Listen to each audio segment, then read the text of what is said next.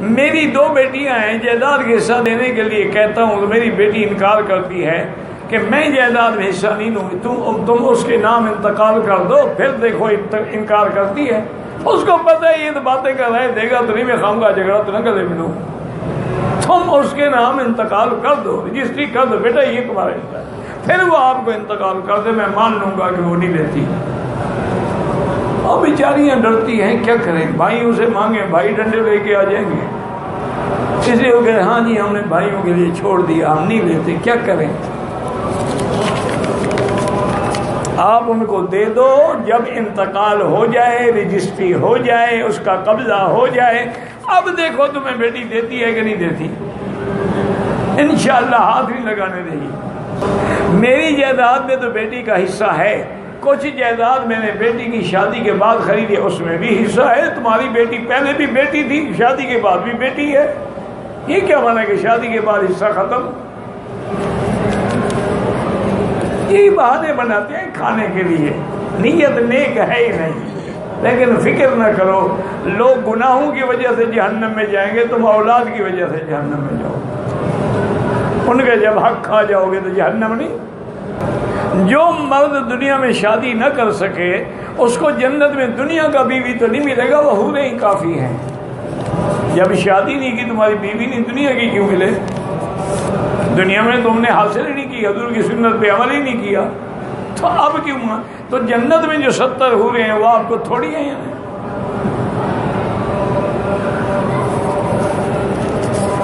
تو یہاں شادی کر لو نا، فکر کیوں کرتے ہو؟ مسجد میں جانا غلط ہے، عورتوں کا نہیں، جائز ہے، کیسے کا غلط ہے؟ عید کے لیے، تراویح کے لیے بالکل عورتیں اللہ کے حرم میں آ سکتی ہیں، حضور کی بیویاں اہل بیت مسجد میں آتے تھے، اللہ کے بندے، اس لیے حضور نے حکم دیا تھا کہ سلام پھیرنے کے بعد مرد بیٹھے رہیں، عورتیں چلی جائیں تاکہ اختلاط نہ ہو گلی میں، سب عورتیں آتی تھیں۔ اللہ جب خود کہتا ہے مجھ سے مانگو، وسیلہ تو وہاں پکڑا جاتا ہے جب بات کوئی نہ سنے، جب اللہ خود کہتے ہیں کہ مانگو، ادعونی استجب لکم، پھر وہاں واسطے دینے کی کیا ضرورت ہے؟ میرا ایک دوست ہے جو علماء کو گالیاں دیتا ہے، اس کو کہو توبہ کرے، اس کا معنی یہ ہے کہ اس کا خاتمے پر خطرہ ہے، کیونکہ جو اللہ کے علماء کو، اللہ کے اولیاء کو برا کہے، اللہ فرماتے ہیں وہ میرے ساتھ جنگ کر رہا ہے۔ پاکستانی جہاد میں نماز کیسے ادا کریں، ان سے پوچھ لیں، اللہ کے بندے قبلہ کہاں ہے بتا دیں گے، اور پھر جہاں ان کا کچن ہوتا ہے وہاں کھڑے ہو کے پڑھ لیں، یا جہاں ایمرجنسی گیٹ ہوتا ہے وہاں بھی جگہ ہوتی ہے، کھڑے ہو کے پڑھ لیں، اگر پھر بھی نہ ہو تو بیٹھ کے پڑھ لیں۔ شوہر کا بیوی کے والدین کو گالی دینا، گھر والوں کے بارے میں برا کہنا بالکل گناہ گار ہے، اور اپنا گھر بھی برباد کر رہا ہے۔ اگر پھر وہ تمہارے والدین کو گالی دے، اس لیے حضور نے فرمایا وہ بندہ کتنا بڑا بدبخت ہے جو اپنے ماں باپ کو گالی دے۔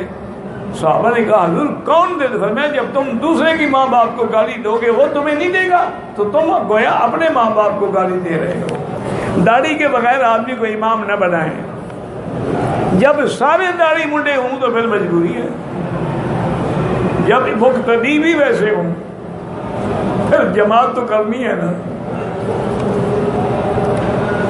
میرے چچا سنی ہیں، شادی شیعہ عورت سے ہوئی، ان کے 6 بچے بھی ہیں، بھائی تعلق رکھو، اب جو ہونا تھا ہو گیا، ورنہ یہ بچے بھی بدزن ہو جائیں گے، ان کو بھی وہ شیعہ بنا لیں گے۔ تم تو گھر میں جاتے نہیں ہو نا، بچوں کا پوچھتے ہو۔ ایک نماز کا ثواب 1 لاکھ کے برابر ہے، جو بھی عبادت کرو انشاءاللہ 1 لاکھ ملے گا۔ طواف کے بغیر بوسہ دینا جو ہے وہ بدعت ہے، سنت طواف کے اندر بوسہ دینا۔ جمعہ کی پہلی اذان اعلان کے لیے ہوتی ہے، اور دوسری اذان جو ہے وہ زوال کے بعد ہوتی ہے، جو 12:05 پہ ہوتی ہے، اس کے بعد زوال ہو چکا ہوتا ہے۔ مغرب کی نماز میں تاخیر کیوں ہے؟ چونکہ یہاں تو لاکھوں کا مجمع ہے، دیکھنا پڑتا ہے کہ جتنا لوگ آ سکتے ہیں آ جائیں۔